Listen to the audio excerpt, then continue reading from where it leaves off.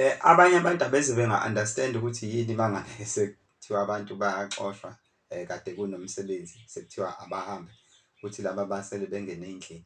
Angithi la kusuke sekuyisikhathi sokuqala kokuhla manje sekuzobuya abantu abadala ababheke ikhaya, sekubuya ney'nkomo. Angithi abadala bahlala laphana esibayeni. Manje akufuneke-ke bethi uma bengena befica abantu inqwaba yabantu abangabazi. Bafuneke befice nje u-clean laphana, befike benze lento yabo le abayenzayo le ekade niyenza nani laphana esibayeni.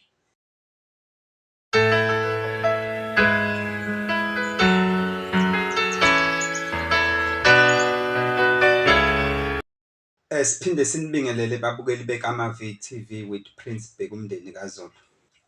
Enye into edidayo ngedlozi ukuthi amanye ayakhuluma ekhulume nabantu bawo emaphusheni noma ngey'bonakaliso, while amanye ethule. Yikho-ke abantu bathole sebediniwe nje becikeka ukuthi nayi lento ngathi ayisebenzi. Kanti cha, into ifuna uyi-understand. Yabona ngoba usuke uthola ukuthi umuntu wakini noma abantu bakini abakhulumi. Kuyenzeka uthole ukuthi hhayi ngoba besetshenziwe ngoba abantu abaningi abaqamba amanga sebevamisile ukuthi bethi hhayi ngoba bengakhulumi nje ngoba basetshenziwe. Siyazi ukuthi phela abantu abaqamba amanga sebebaningi kakhulu lana. Nakuqala sasibabiza ngabantu abaqamba amanga, kodwa-ke laba manje sebewaqamba ngamabomu. Ngifuna ukuthi kuyenzeka-ke uthole ukuthi ena abantu bakini bathule nje noma bengaveli. Hhayi ngoba bebanjiwe kodwa bayavela ngo-action ukuthi kube nomonakalo isikhathi esiningi uma bevela ngo-action abavamisile ukuvela kahle. Kanti la abavela kahle khona yilapha othola ukuthi bayikhulumela emaphusheni noma ngey'bonakalisi. Uyazi kuyenzeka ukuthi uthole ukuthi hhayi ngoba niloyiwe noma kukhona umuntu onimele ngenhla. Cha, uthola ukuthi vese umuntu uma ehamba la emhlabeni uthola ukuthi ngaleyana akanazwi futhi akangeni emndenini, khona izinto ezimvimbile. Manje akakwazi ukukhuluma njengoba ubona-ke nakule mpilo esiyiphilayo kuyenzeka uthole ukuthi awunazwi, awusho lutho. Nabo-ke kuyenzeka bebe nenkinga ekanjalo. Mase kugijinywa-ke kuthiwa ena hhayi baloyiwe banjani banjani. Sikuhlukanise komuntu ovelayo kodwa othule naye futhi usasho inkinga loyo futhi sikubeke eceleni indaba yalento yokuthwetshulwa. Asifuneki sixube, yazi awungizwa ngithini, akufuneki sixube le topic nendaba yokuthwetshulwa ngoba leyo iyodwa i-topic yayo nje eseceleni iyodwa futhi ende ngale ndlela exaka usathane. Le nto-ke yokugaya-ke ekhaya-ke ikhona-ke lapha ey'ndida khona. Khona uthole ukuthi ena abantu bakini bayakwazi ukuthi besetshenzwe ngoba sinalento ekuthiwa umanxiweni yesilwane. Besetshenzwe kwesinye isikhathi besetshenzwe umuntu oyigangele nje ukuthi beniphambanisele izinto. Kwesinye isikhathi umuntu othwele, uthola ukuthi umuntu othwele ufuna ukucasha ngani, akafuni ukulokhu ehlaba la endaweni, elokhu ehlaba enibone ukuthi ninawo amandlanyana noma nazo imfuyo.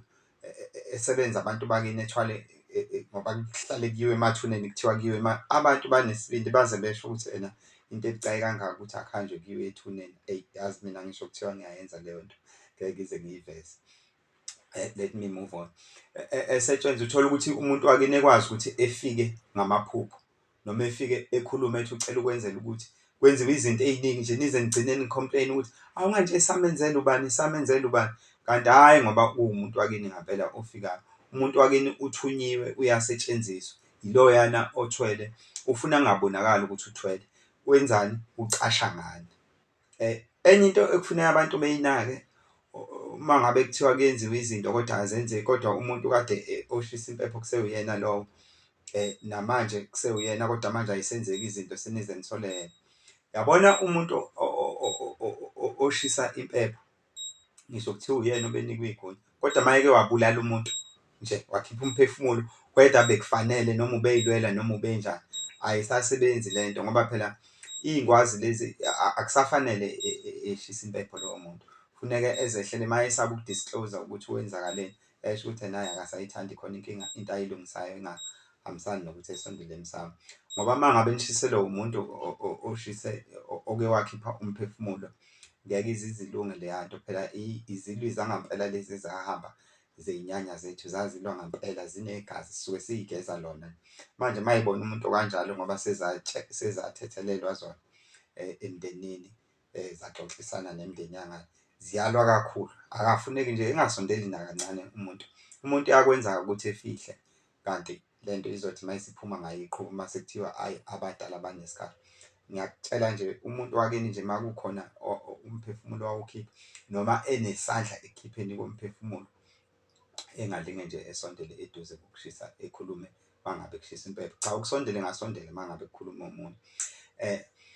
Enye into ehlupha abantu besilisa kakhulu la emhlabeni esiphila kuwona, ile nto le yokuthi ena uthole ukuthi umuntu wathola intombazane ingakalali nomfana mase eyayichambuza eyimekeza.